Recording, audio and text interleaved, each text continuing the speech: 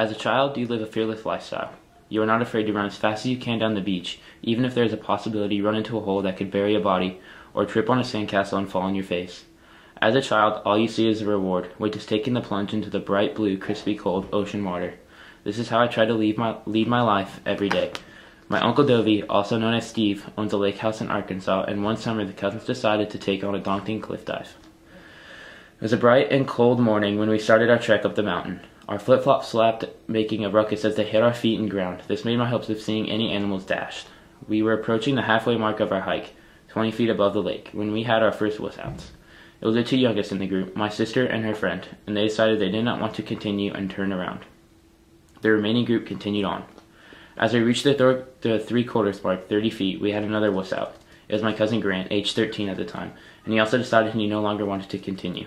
As we heard his lonely flip-flops slaps drift away down the mountain, we continued. Finally, we reached the top. Everyone in their group took their turn looking over the edge of the cliff and realizing the scary height. As we stood and looked over, we decided anyone, needed to go first to confirm that the water was deep enough. As you would expect, no one took on the challenge. We argued on and on about who should be the first to make the dive. We decided that we did not want to force anyone into doing anything they did not want to do. We decided there was nothing else to do but turn around. With our heads down, we turned to make the hike down.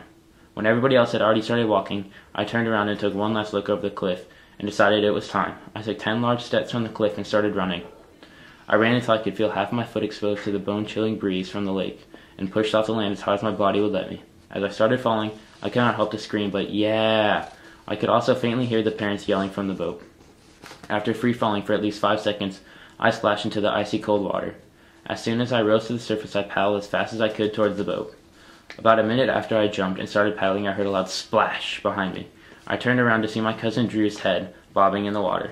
My dad pulled me out of the boat and whispered in my ear, "We did not think you kids were going to have the guts to jump, which is why we let you do this stupid stunt, and you proved everyone wrong."